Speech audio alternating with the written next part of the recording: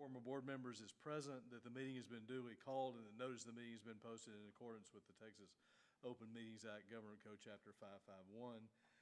The board will now adjourn into executive session pursuant to Texas Government Code Sections 551.074 through 551.084. We are adjourned.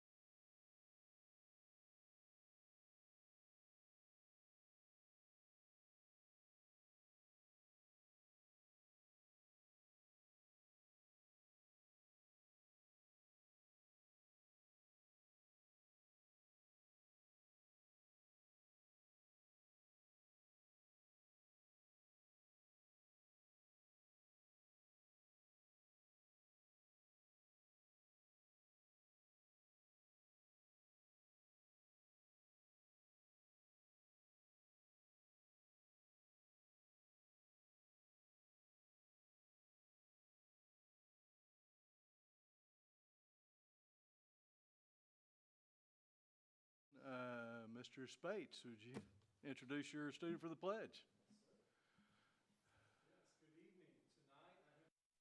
Introducing Taryn Schutz.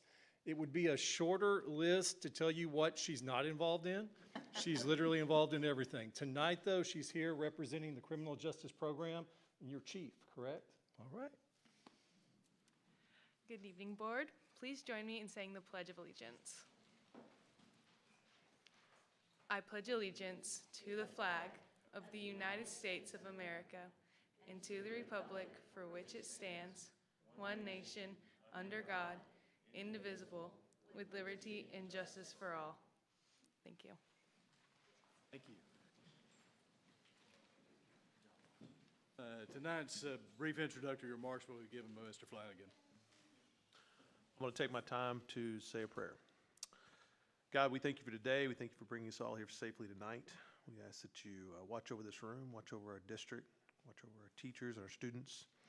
Help us to be the best individuals we can be. Thank you for the blessings you give us each and every day. We ask that you walk with us as we go into this world. May we exemplify your kingdom in the way that you would see us fit. It's in your name we pray. Amen. Mr. Spates, I guess you're up again for recognition, so. Definitely do that.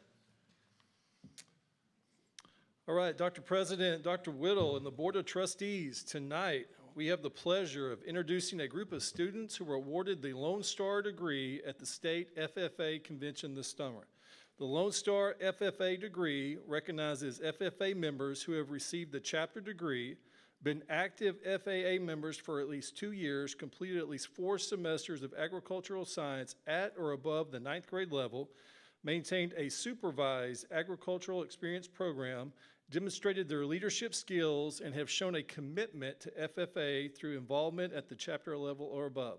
Furthermore, each student has completed a minimum of 25 community service hours, productively invested $1,000 into a supervised agricultural experience project, or worked 300 hours in an agricultural-related job outside of scheduled class time. We are thrilled to recognize them here tonight. So starting off, we have Audrey Shores. Audrey has 4 years in FFA. After high school, she plans to attend Tarleton State University or another accredited college to major in marketing with a minor in agricultural communications.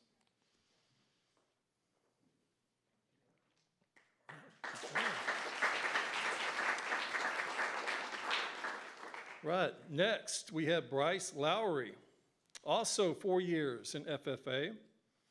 After high school, Bryce plans to attend Tarleton State University to earn a bachelor's in animal science. Good job.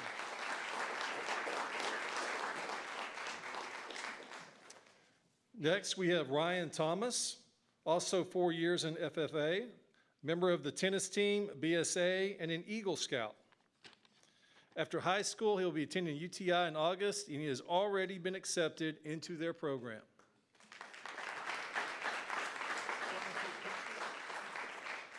We're going to take a picture. If y'all want to come in the middle of the board, if y'all want to come up and take a picture as well.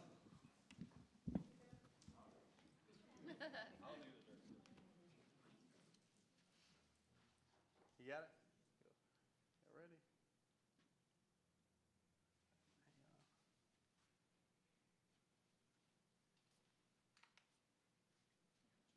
Good.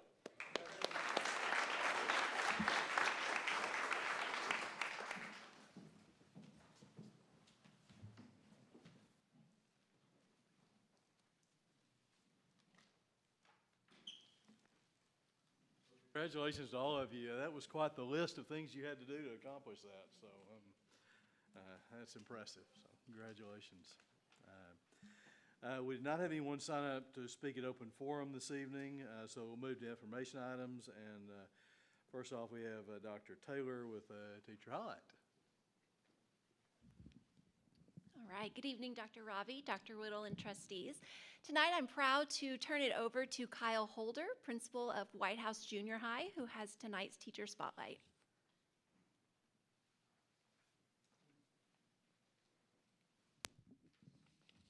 All right, good evening. I am excited, and I have the privilege of recognizing our 8th grade English team tonight, and I will let them introduce themselves for y'all. Hi, I'm Lindsay Solomon. I am in my 13th year of teaching. I am a Whitehouse graduate in 2008, and I teach 8th grade English. Hi, I'm Autumn Tausch, and this is my 5th year at Whitehouse. Hi, I'm Maria Qureshi, and this is my 12th year of teaching and 3rd year in Whitehouse. These 3 amazing teachers embraced flexible grouping in their classroom this year. This approach allowed them to focus on each student's strengths and areas for growth. What stood out most was the intentional time they spent building strong relationships with their students and consistently prioritizing student data to drive these decisions for their classroom. Their commitment played a key role in overall growth of our campus, and we're grateful for their dedication. And at this time, I'm just going to ask just a few questions about how they work together as a team, and then what their classroom looks like on a day-to-day basis. So the first one is, how do you make learning relevant in your classroom? So one of the things that we talked about when making learning relevant in our classes is really building relationships. Actually, that's my classes right there. Creating welcoming classroom environment, getting student buy-in, and creating these lessons where students want to show up. Even though there may be some days where it looks kind of boring, there are other days where we can have fun. And actually, the picture shown right here is a crime scene investigation that I did last year that we do for an anticipation activity for reading. But we want to provide these opportunities for students so that they can take responsibility for their own learning. And if they can do that, then they can grow as learners. And through that, we like to provide choices. And so we can differentiate with students even through those choices. And so we really dove into that this year with trying to revamp what we do. Awesome. So the next question is kind of for all of them as a team. They know their strengths and weaknesses of the students, and how do you determine those strengths and weaknesses?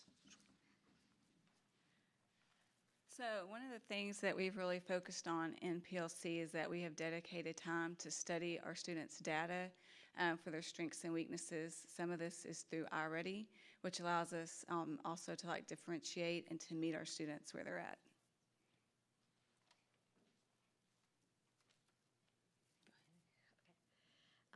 When we were talking PLCs, we look at the data and we figure it out, kind of feed on each other and figure it out how we can make it better in our own classrooms, and we know our kids that way better.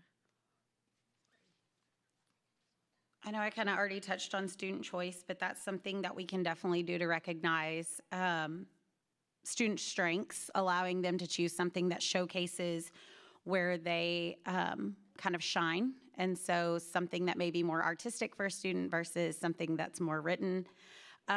We have also started to focus on more essential skills and looking at more skill-based rather than the bigger picture. And by focusing on the skill-based, we can drive our small groups for in-class intervention. And we really did that this year.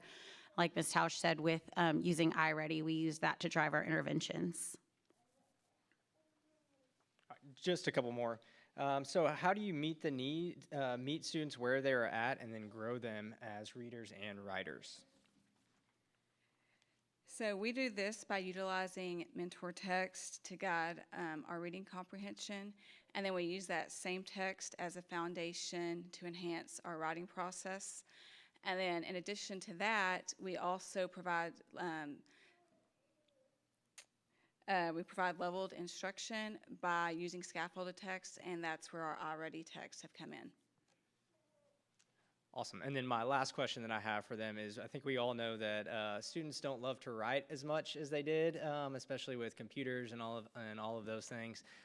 Sometimes it can seem a struggle to get them to write. So it is an important skill. What role does writing play in your classroom, and how do you ensure that they are improving on that? Writing play very crucial role in our classroom. This is how they show how they are learning to, how to learn to process, analyze, and communicate with each other and with us. We don't just write essays in our classroom. We do reflections, we do a response to literature, and we also do short exercises where they learn to communicate and put their critical thinking into their writing process. Our goal is to create writers who can effectively, clearly communicate and use this skill beyond their classroom, beyond the school. Thank you. Awesome. And again, just to reiterate, these three, they complement each other so well. The way that their PLC operates is quite fascinating to watch because they're able to put egos and everything like that aside and really do what's best for students, and they're open to any ideas, and it's been awesome to see, and because of that, we earned a distinction in English this year, and that's because of their hard work. So now if y'all have any questions for them, go for it.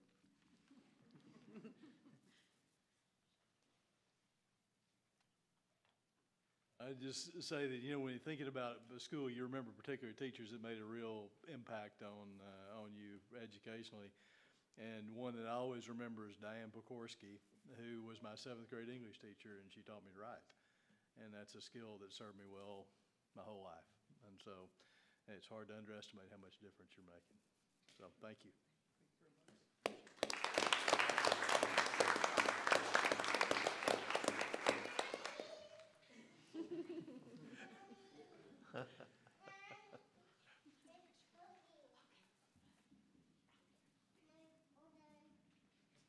Right. All done.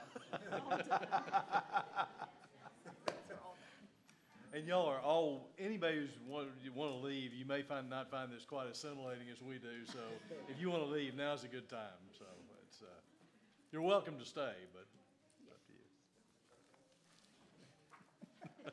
Yeah, let's go. We're not offended. Yes. Yes, I am. Good call. Thank y'all for coming. Yes.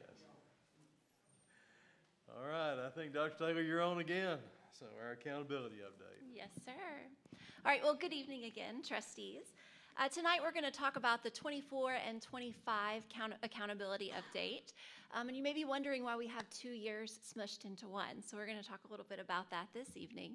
But before we launch into that, we have 2 board goals that are related to tonight's presentation. The first is to provide relevant learning experiences to ensure our students will be college and career ready. Of course, we know the accountability system measures that. We're looking at test scores, we're looking at outcomes, we're looking at college readiness.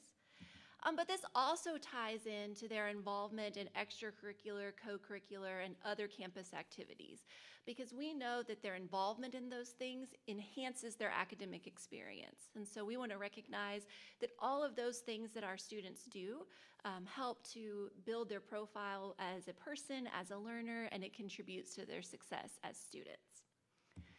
So first we're going to start off with where we were at this time last year. So August 12th of 2024 was a regular scheduled board meeting, and that evening we were planning to, and we did, give trustees an accountability update based on our prediction for the 2024 accountability system. Because at that time, we were anticipating those ratings would be released that following Friday on August the 15th. That same evening of the board meeting, around 6 o'clock, we learned that there was yet another lawsuit and yet another injunction. Our 2023 accountability ratings were still tied up. We didn't know what those were. And now we were going to be in the same boat with our 2024 accountability ratings. We anticipated that it was going to be an 86, and it actually did end up being an 86. But I want to review a little bit of the historical context here.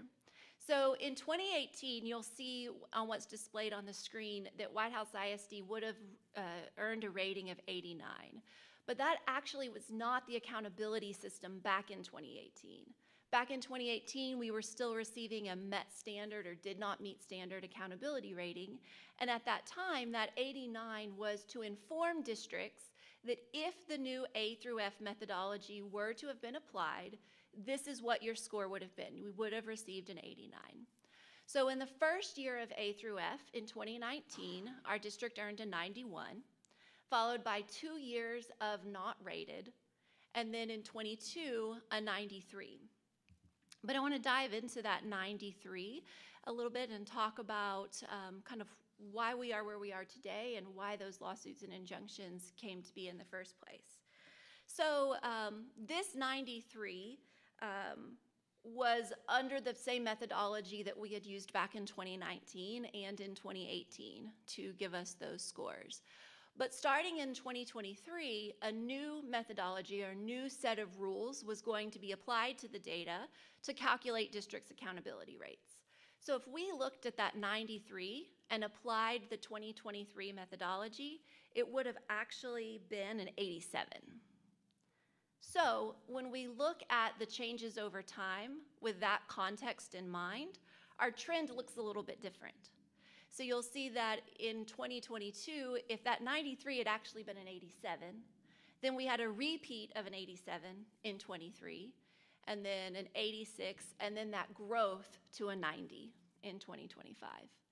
And I do want to go on record to say that in 2023, we predicted an 86, and it ended up being an 87, so apologies for that, but we were really close. That was 2 years in the making, until we found out what that rating was.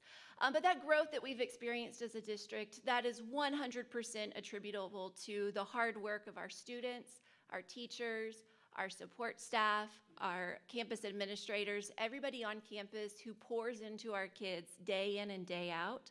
These results and this growth would not be possible without that. And so this slide displays our campus ratings and distinctions across all of our campuses. And we're going to recognize our principals tonight as just a symbol of the hard work that their staff does day in and day out on their campuses. So before we recognize our principals, just a few highlights in the data for the 24-25 year. We saw growth in our EOC exams in the areas of Algebra 1, English 1, English 2, and Biology, and we maintained our high level of A performance in U.S. history as well. That trend in those teachers we just saw, 8th grade teachers, we did see a good significant bump in achievement in 5th and 8th grade reading. And so across the district, we are seeing growth in our English language arts and reading program. A lot of that's attributable to differentiated instruction, higher level thinking, and incorporating more writing into our curriculum. Reading in grades 5 and 8, as we mentioned as well, and then math in grade 4. Those are just some of the highlights of areas that stood out in 24-25.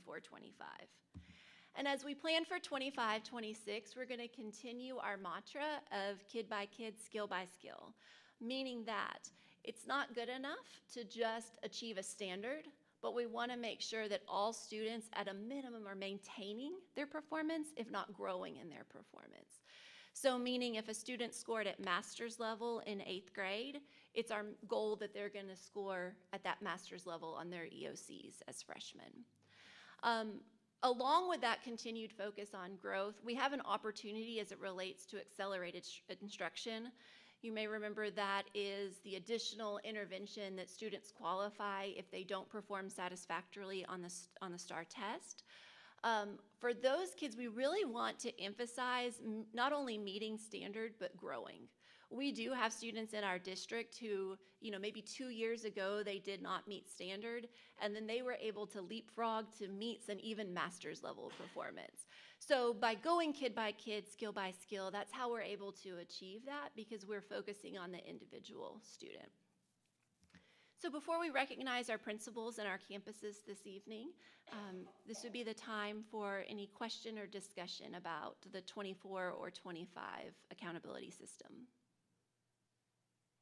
When did you actually have the guidelines and know what you were trying to benchmark?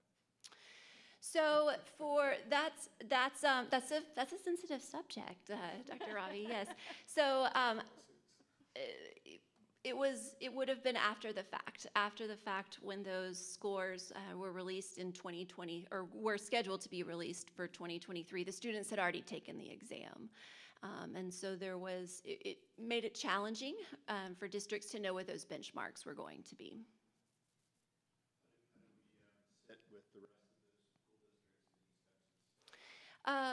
We look great compared to our peers in Region 7. Again, just 100%. It's the dedication that goes on campuses day in and day out. There were a lot of districts across the region and across the state that saw growth in the accountability system. You may attribute part of that to knowing a little bit more about some of the standards that will be held accountable to.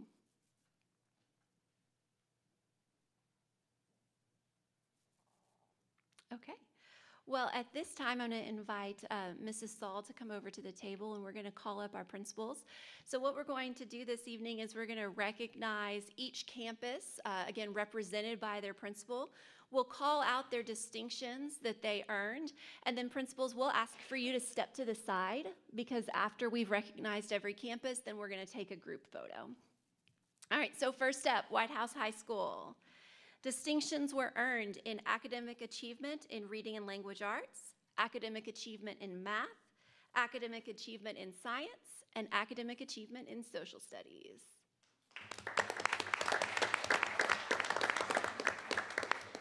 All right, Whitehouse Junior High. Academic achievement in reading and language arts, academic achievement in science, top 25% comparative academic growth, post-secondary readiness, and top 25% comparative closing the gaps. In Holloway 6th grade, they earned a distinction in post-secondary readiness. Hey, Dr. Taylor? Yes, sir. Would you maybe explain just briefly what a distinction represents? So I forgot to do that at the beginning, so I was going to do it before the elementaries. It's okay. It's all right. We're on the same page. Okay. All right. So distinctions. You don't know if, and some of our families watching may not know what a distinction is. So a distinction acknowledges outstanding academic achievement based on the results of multiple indicators. So essentially, we look at peer groups. So like to your question, Dr. Conflitti, we look at schools and districts that are most like us in terms of their size, their student makeup, their demographics, and they compare our results to those results. So these distinctions are when we rise to the top, when we are in the top quartile of performance across our peer districts. So with that in mind, Brown Elementary, academic achievement in reading and language arts, academic achievement in mathematics, academic achievement in science, top 25% comparative growth, post-secondary readiness, and top 25% comparative closing the gaps, earning all of the distinctions that Brown was eligible to receive.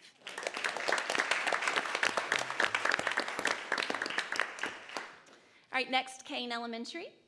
Academic achievement in reading language arts, academic achievement in mathematics, academic achievement in science, top 25% comparative academic growth, post-secondary readiness, and top 25% closing the gaps, also earning all available distinctions.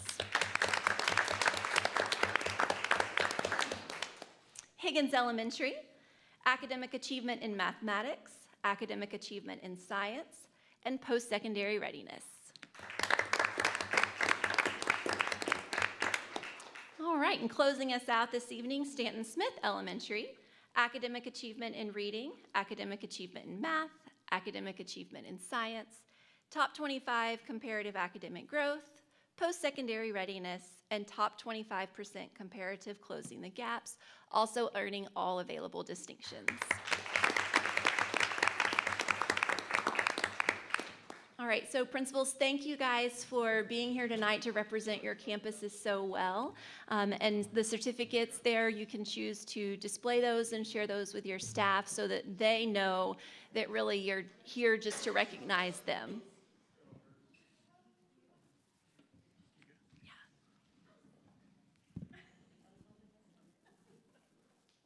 All right, I can see everybody. Y'all ready?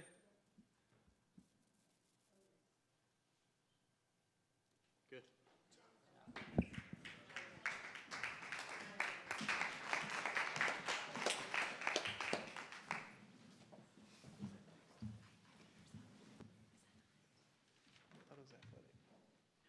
Well, thank you for that update. I know that represents a whole lot of work to get those distinctions, so I'm really proud of that. So thank you for all you do. And then Ms. Matthews is already up for our enrollment update. Ready. So. All right. All right, Dr. Robbie, Dr. Whittle, Board of Trustees, tonight I have the pleasure of doing an enrollment update for you. It aligns with our board goal by practicing fiscal efficiency and transparency and partnering with the community to address current and future needs.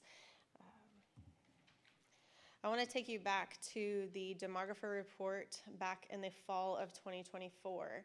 Whitehouse ISD was listed as a flat enrollment at that time. We weren't necessarily growing very much. And so in November, these are the highlights of what has happened this year. November of 2025, you were gracious to open up the borders to allow for out-of-district transfers. And then in August of 2025, we implemented a free pre-K to employees' kids, and then we also included a tuition-paid pre-K, which allowed out-of-district transfer or in-district transfer, or in-district kids that did not necessarily qualify for pre-K to pay a fee to be able to come. So what did this do? It increased our enrollments and really just started filling up our empty seats in the current classrooms that we have.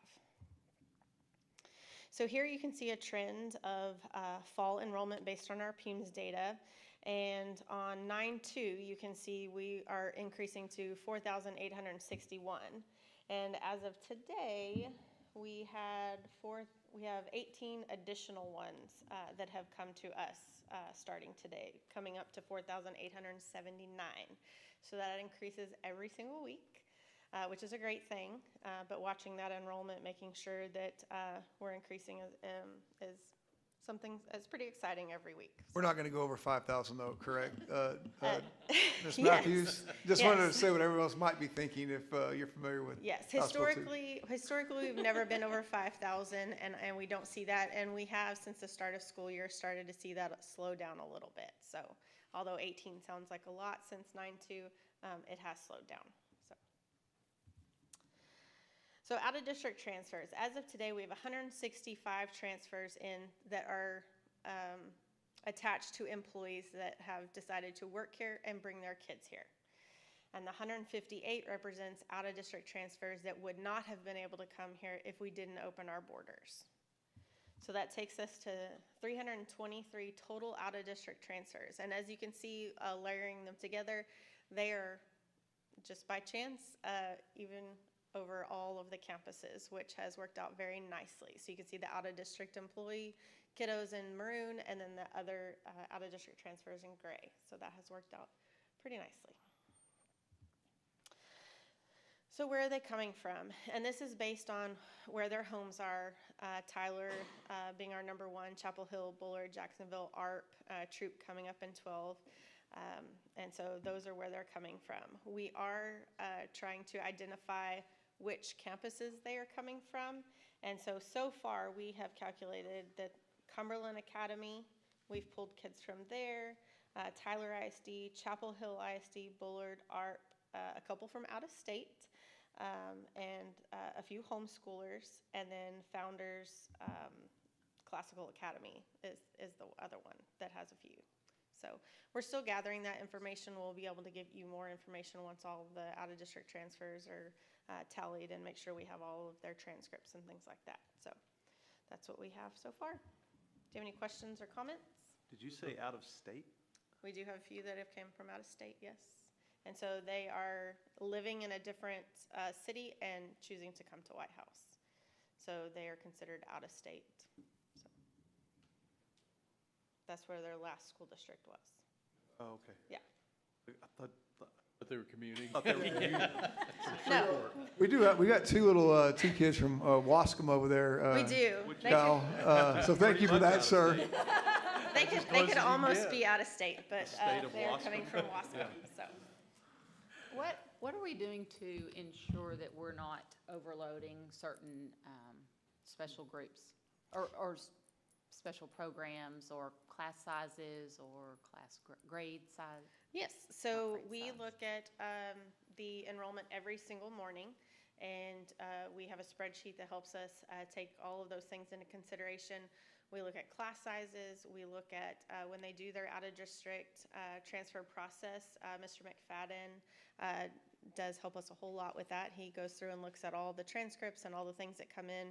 We're working with our campus principals and the curriculum department and special ed department to make sure that we're able to accommodate those needs.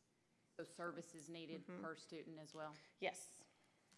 And the biggest challenge is the magic number of where do you cut off and leave space for someone that may move into the district.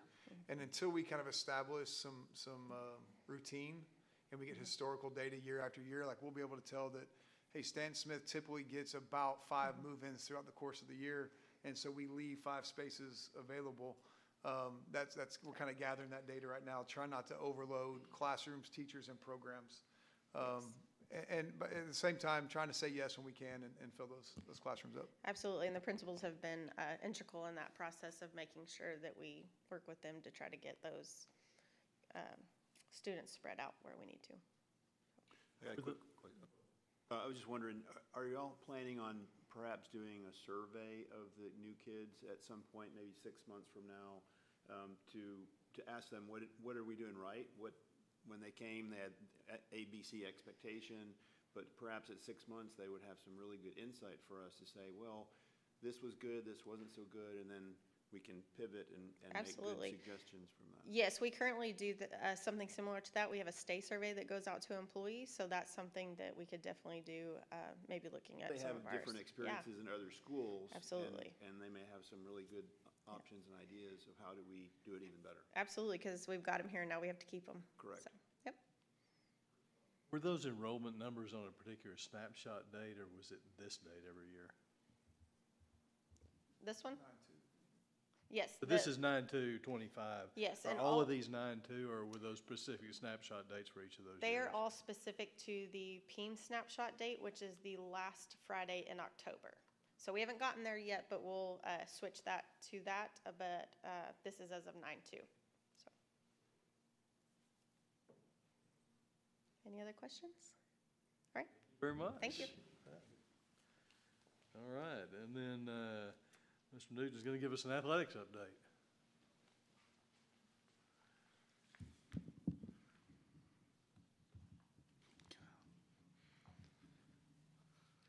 All right, thank you for having me. I'm going to give you a quick update on our athletic update from the previous year. But forgive me, I want to start with the old coach in me, just kind of talk about the standard and the culture that we want to be about here. A lot of that has not changed. Obviously, the standard is always going to be to push the kids for excellence on and off the court. And that kind of culture starts with I think it starts with the staff and who you hire and who you put around the kids each day and how hard they work. What I have identified for this being year 4, the first 3 years, is kind of a cat's third culture that I always talk about, that we always talk about with our coaches and our kids. Simply, you know, if we're going to pursue greatness, a third of your days are going to be tough. A third are going to be, 50-50, and a third are going to be celebrating success. I still think that's where our emphasis is. I still think we're talking about toughness, and we're talking about, every day isn't going to be roses and sunshine. It's going to be tough. It's going to be hard work to try to get to the top and excel. So that's what we want to be about. And as far as our DNA of who our kids are and who our community is, I think we need to find our niche, we're going to outwork people. We're going to be disciplined. We're going to be highly skilled. Because you know what, we got great kids. They're high character. They show up. You can coach them up. You can push them. You can do things that a lot of other people can't do. And that leads me into what's new. We changed the athletic period this year. I'm sure that you've probably heard a little bit about that. We are attempting to, in just simple terms, get in front of our kids more, get our coaches in front of our kids more.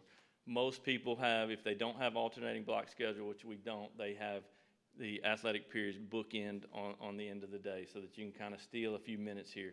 And as we did the math, a lot of people that were set up for success were not having the athletic period in the middle of the day like we were.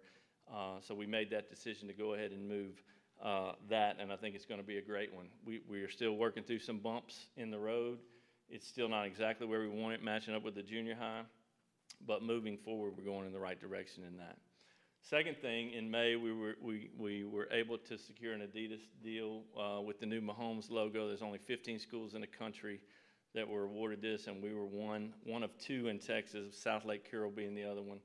Obviously, we had the inside track there, but we were very, very thrilled to be a part of that deal for 5 years and looking forward to that.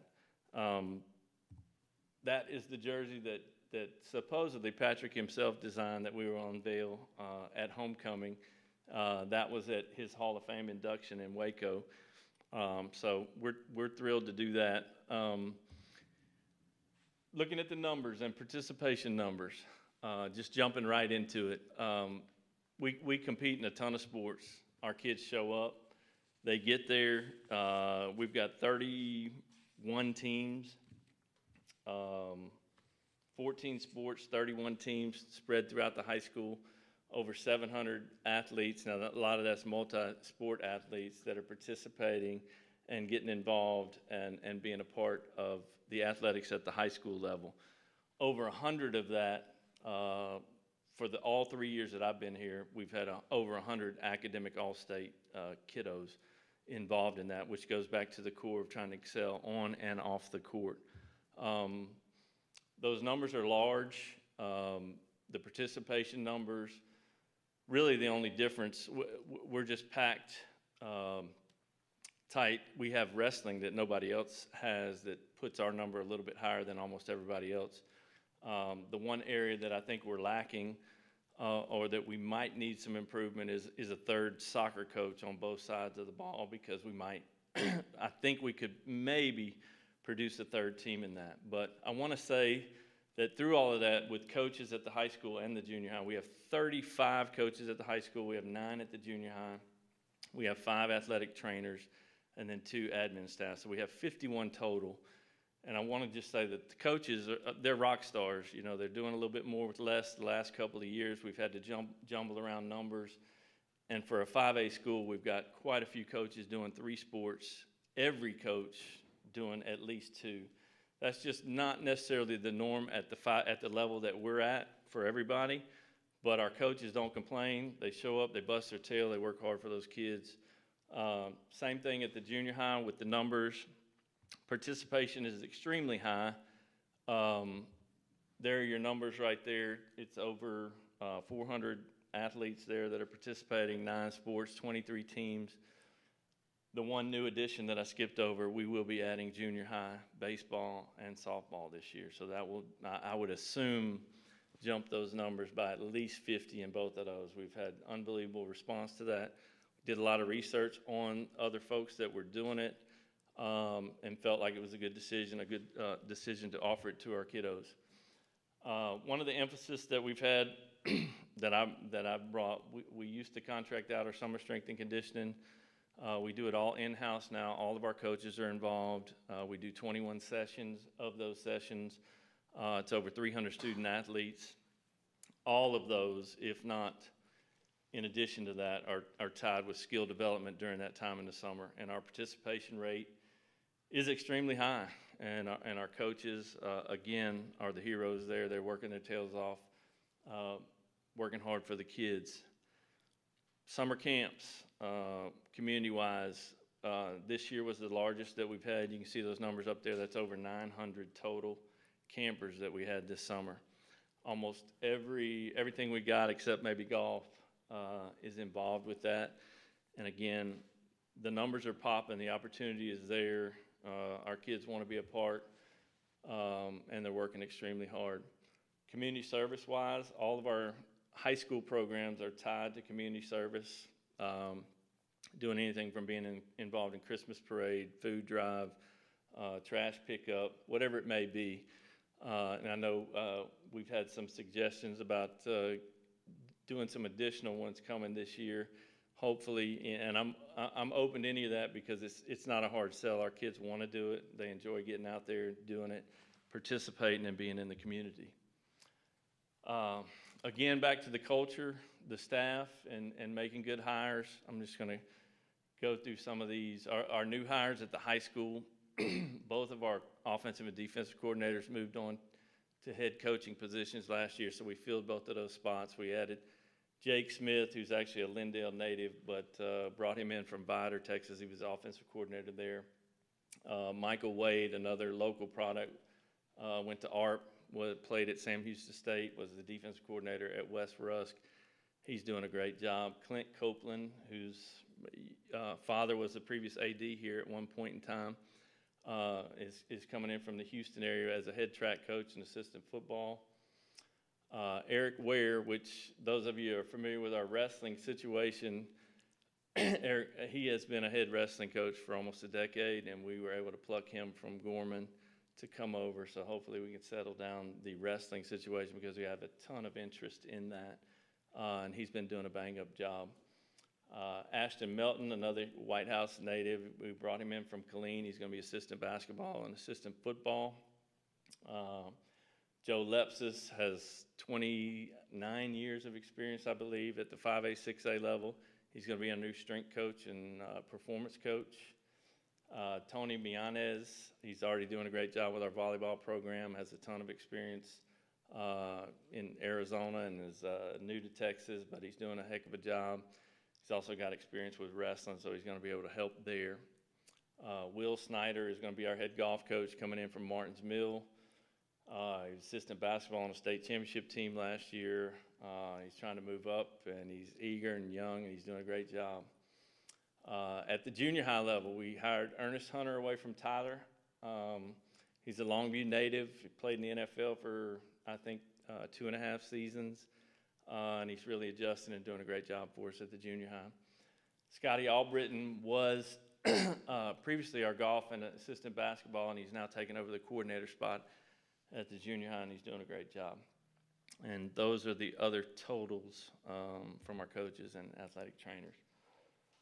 College signings, we've been up over 20 all 3 years that I've been here. I think it's kind of the carrot that drives some of this. Real proud of some of the kids that have gone on, all of the kids that have gone on, chasing their dreams and continuing to play. So that's kind of the icing on top for those guys, but proud of that.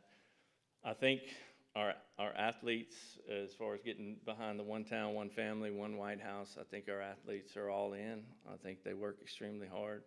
Really proud of our coaches and just continuing to work every day. And that's it. Any questions? Did you get your Mahomes stuff? Maybe, okay. Did it fit? It's kind of weird.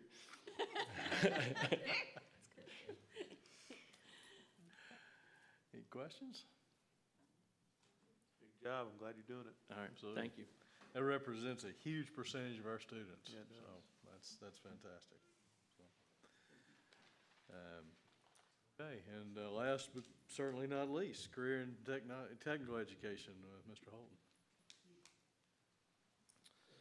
Well, good evening, and I kind of tell you some of the same kind of numbers that Coach Newton told you. So we have 17 programs of study with 3 new ones that we started this year. The new ones we voted on last year in our advisory meeting. We made sure that they are regionally in demand, that they are high growth and high wage. They are all listed on our labor market data for our region. That's kind of the standard that we have to go on when we want to submit for a new program of study. So we have exercise science, human services, and marketing and sales that's new to us. Again, a school our size should have about 7 to 8 programs of study, and we're offering 17. And we have 17 programs of study with very healthy enrollment numbers in them. Here's some of our pharmacy tech students. This is their first day in the pharmacy. They were not actually rotating that day. They were just there on a tour for their first day. Some of our culinary students, I call these whoopie pies, but I don't know what the technical name for them is. But when I see those on my when I see those on my mom's counter, that's what we call them in our house. Some of our welding students, they have started working on their welding certification for the year already.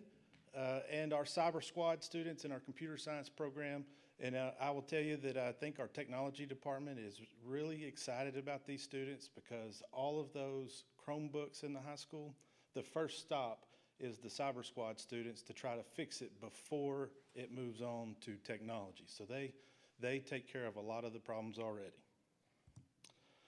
Here's one of our new programs. This is exercise science.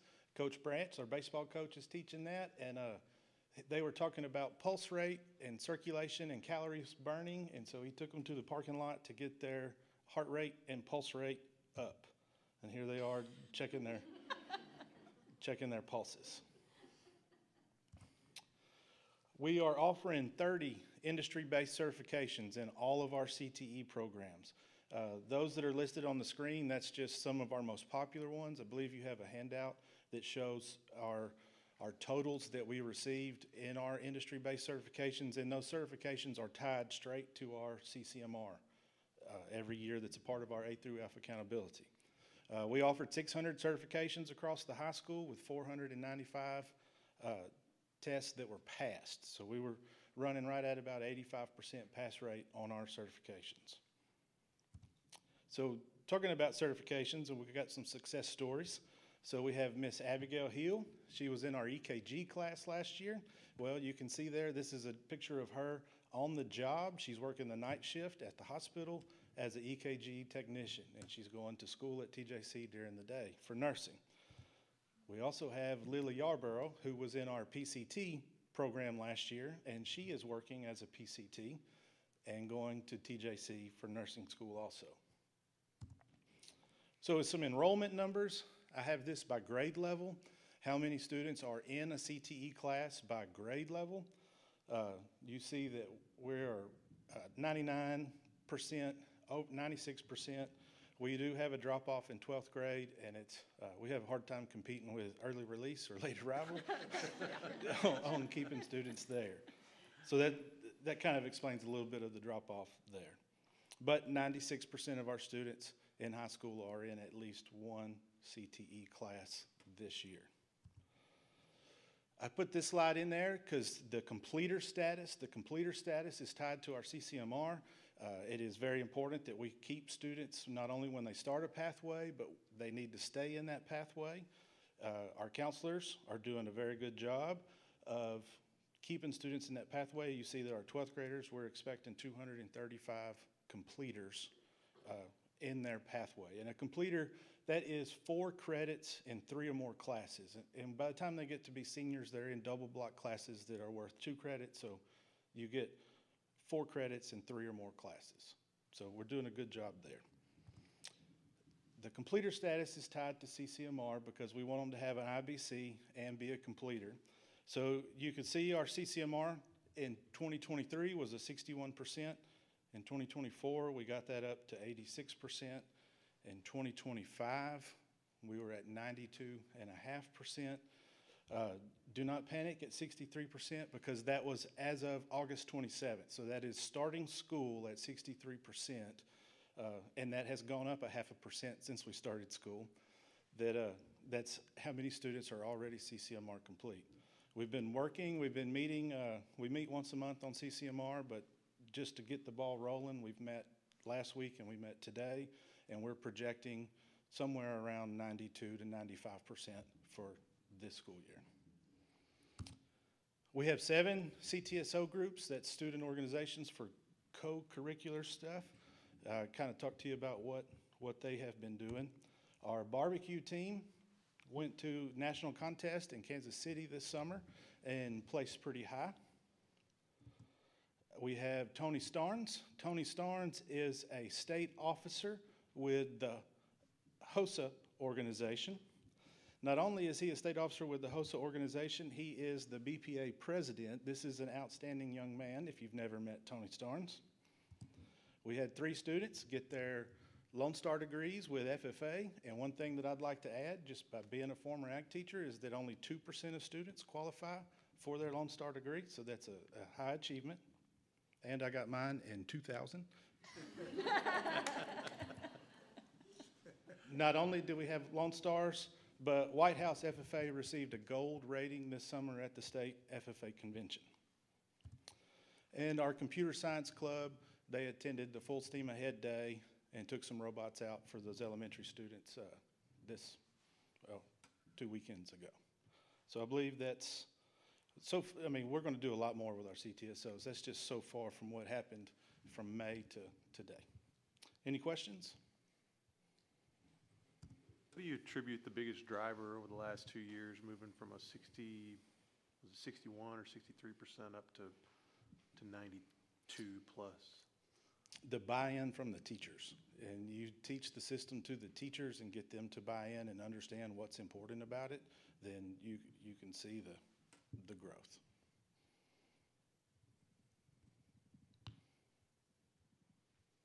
And that's still a big part of our accountability score for state ratings, right? Yes, sir. Awesome. Kyle, you want to maybe pull the curtain back a little bit on at least one program we're looking at tomorrow at 3:30, sir.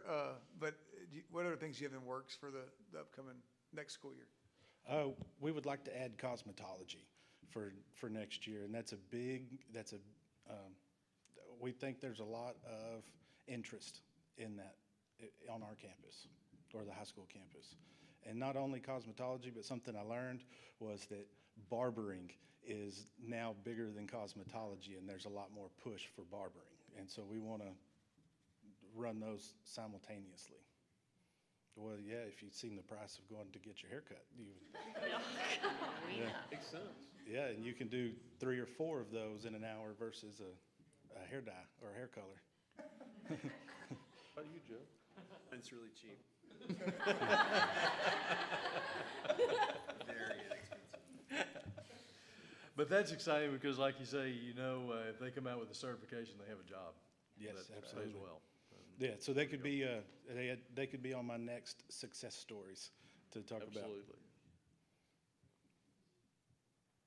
Fantastic. Thanks for all the work on it. That's it's impressive. And again, a huge percentage of our students. So that's fantastic.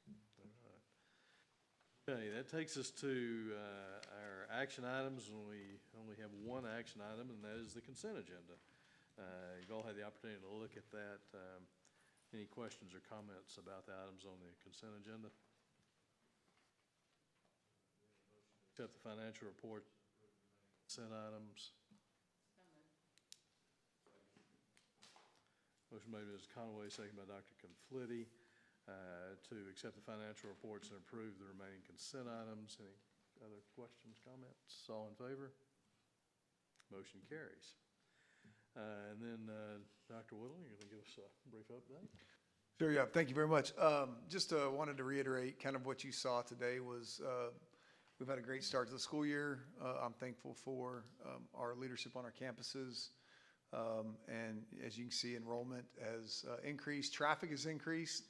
I think people are a little bit more frustrated at pickup and drop off. It's taking a little bit longer to get out of the car lines and whatnot. But I think from our standpoint, when we see more kids access to education and in our classrooms, which we think are second to none, we're super proud of that.